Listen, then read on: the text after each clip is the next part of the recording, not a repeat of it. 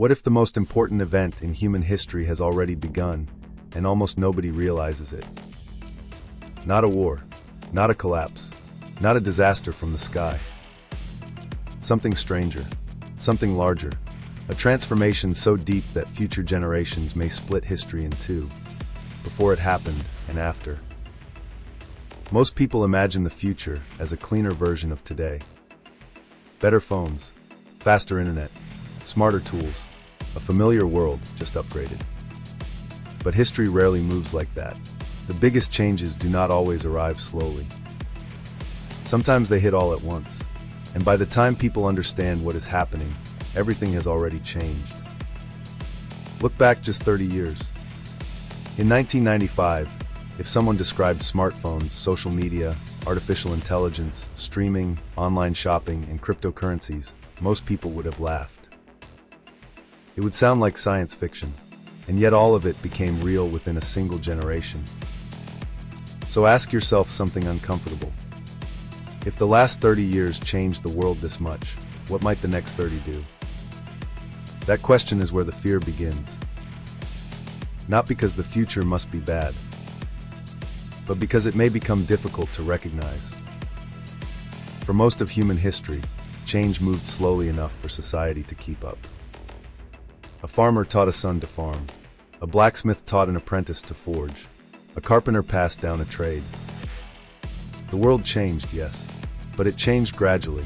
That world is fading. Today, technology moves faster than culture.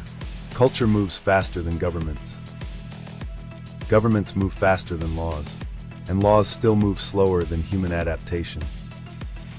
That mismatch is the real story.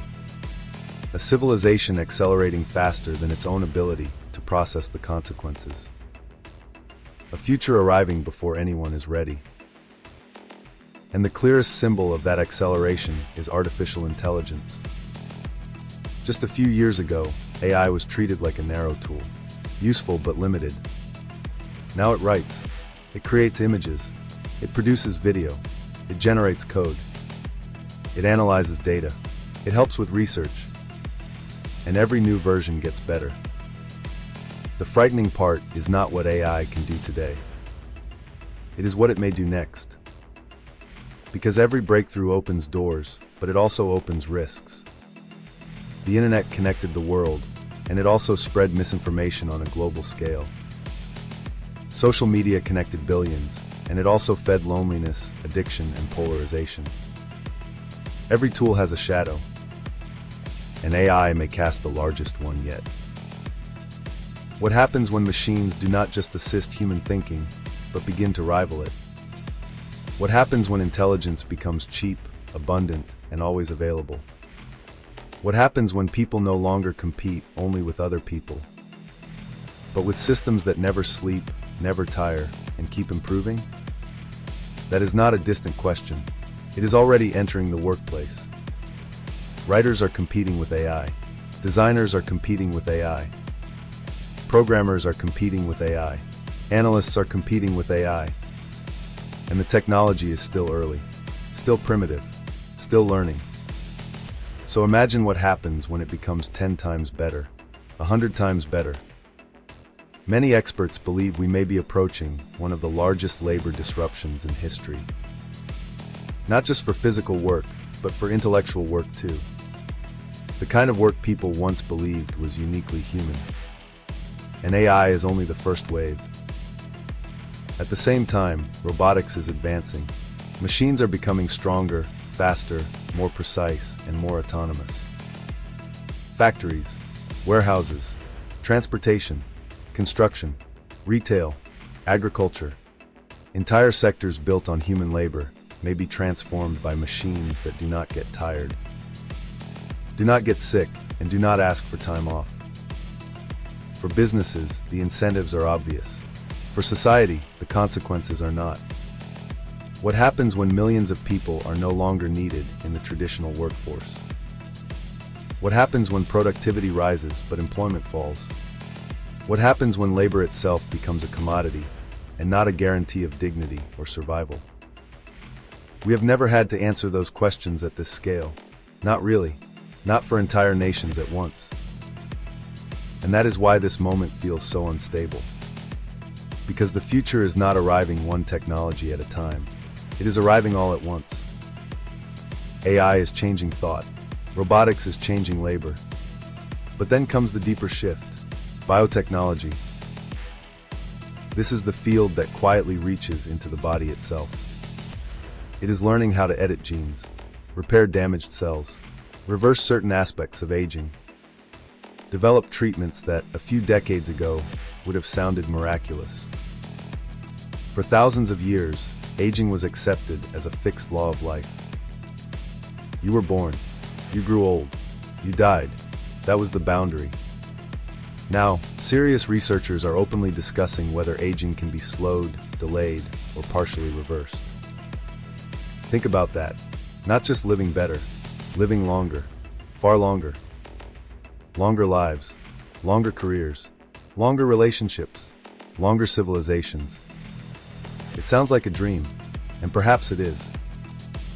But every dream carries consequences. If people live much longer, what happens to overpopulation? What happens to resources? What happens to inequality if only some can afford the best treatments? What happens to ambition, movement, and renewal if society stops making room for the next generation? Every solution creates new problems. Every miracle asks for a price. And the next step is even stranger. Brain-computer interfaces. For centuries, human beings used tools outside themselves. We held them, wore them, built them. The future may move those tools inside us. The idea sounds like science fiction, but early versions already exist. Imagine sending a message without speaking. Imagine controlling machines with thought alone. Imagine restoring movement to someone who is paralyzed. Imagine enhancing memory, enhancing cognition, merging biological intelligence with artificial systems. That changes the question completely, because once the mind itself becomes connected to machines, the boundary between human and machine starts to blur. What does it mean to be human if memory can be enhanced? What does it mean to be human if intelligence can be expanded? What does it mean to be human if the body can be modified and consciousness can interact directly with technology? These are not just technical questions. They are identity questions, philosophical questions, existential questions. And they matter now because much of this is already underway. The future is not waiting. It is being built in laboratories, startups, research centers, corporations, and governments. Right now.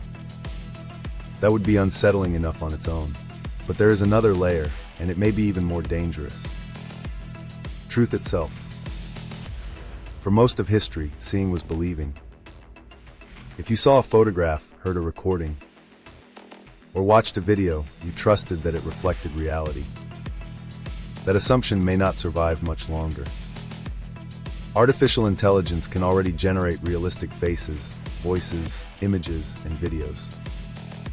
Soon, it may become nearly impossible to tell what is real and what is synthetic. Imagine a world where every image could be fabricated. Every video could be faked. Every audio recording could be generated. Every piece of evidence could be questioned. When that happens, trust begins to erode. And trust is one of the foundations of civilization. Without trust, institutions weaken, relationships strain, communities fragment. Reality becomes harder to verify. It is difficult to overstate how dangerous that can be. Because societies do not function well when nobody knows what to believe. And just as the line between real and fake begins to blur, another possibility grows more seductive. Virtual worlds. People have always escaped reality. Books, movies, television, video games. Every generation found a new way to step away from the physical world and into another one. The trend has always pointed in the same direction, toward greater immersion, toward greater realism, toward deeper absorption. Now imagine virtual worlds that are so convincing they feel indistinguishable from reality itself. Worlds where you can be anyone, live anywhere, experience anything. Would people choose the real world? Or would millions spend most of their lives inside synthetic ones? It sounds extreme, and yet it may not be. If the experience is rich enough, safe enough, and satisfying enough, many will be tempted. And if that happens, human life itself begins to shift. Relationships change, families change, communities change, work changes, identity changes, everything changes. Because if reality becomes optional, civilization becomes something else. Something we have never truly seen before. But perhaps the most unsettling possibility is not that technology changes the world equally for everyone. It is that it won't. Some people may gain access to life-extending medicine.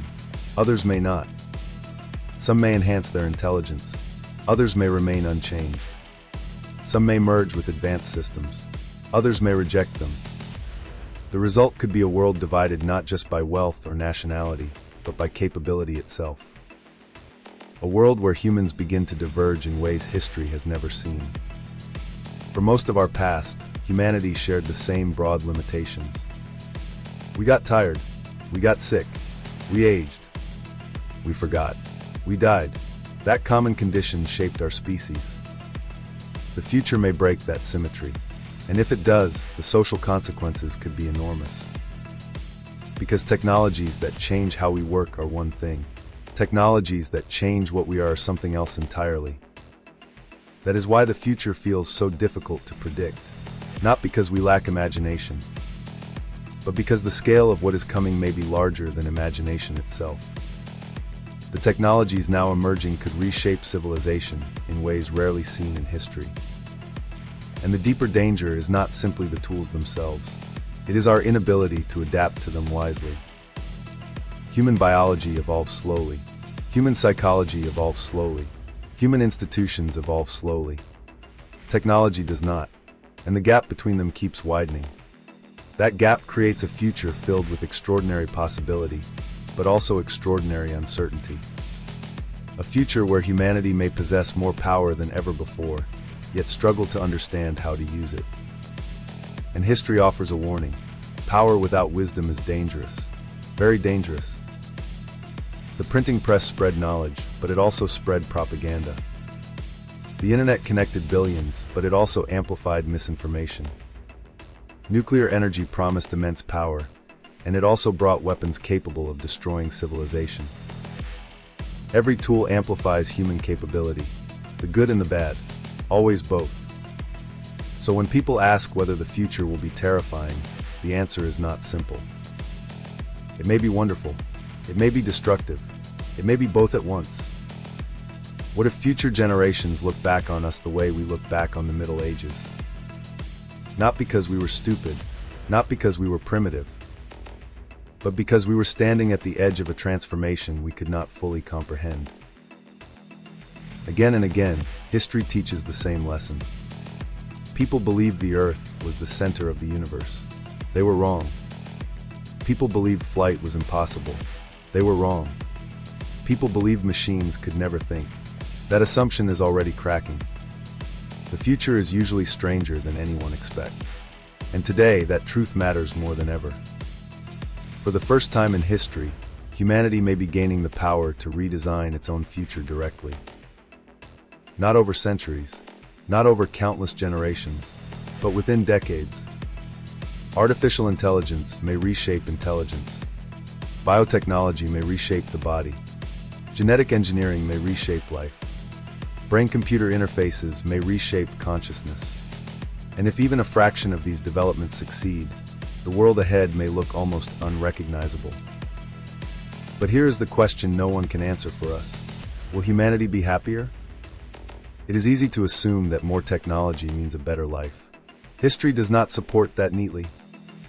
Despite living in one of the safest and most advanced periods ever, millions still struggle with loneliness, anxiety, depression, isolation, and meaninglessness. Technology solved many problems. It created new ones too. Now imagine a future where AI handles the labor. Robots produce the goods. Automation powers the economy. At first glance, that sounds like freedom. Paradise even. But then the deeper question arrives. If survival no longer requires struggle, what gives life meaning?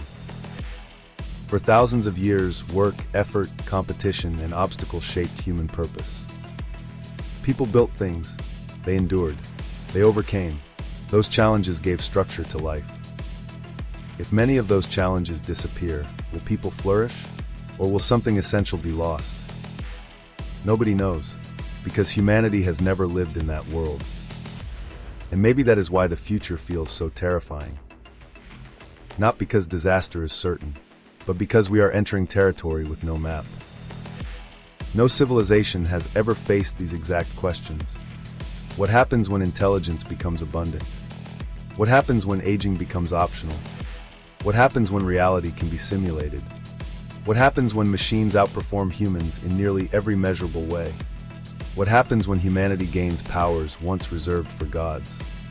These questions sound impossible, and yet they may become practical within our lifetimes. Still, the future is not only danger, it is also opportunity. Diseases may be cured, poverty may be reduced. Scientific discovery may accelerate, humanity may expand beyond Earth. Life may become longer, healthier, and more abundant. The future is not guaranteed to be dystopian. It is not guaranteed to be utopian either. The truth is more complicated. It will likely be both wonderful and terrifying, filled with breakthroughs and mistakes, progress and unintended consequences, hope and anxiety, all at once. The difference now is scale, because these technologies are not just changing how we live.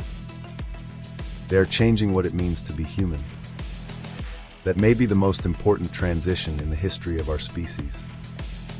So the future is not some distant event on the horizon. It is already here. It is already moving, and every year it moves faster.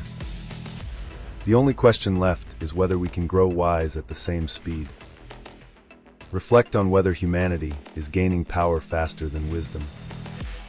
Because technology itself is not good or evil. It is a tool. And tools become dangerous when wisdom fails to keep pace with power. The future may be extraordinary. It may be terrifying. It may be both. But one thing is certain. The choices being made today are shaping the world that comes next. And whether that world becomes humanity's greatest achievement or its greatest mistake depends on us. The future is not coming. The future is already here. And the real question is whether we are becoming powerful faster than we are becoming wise.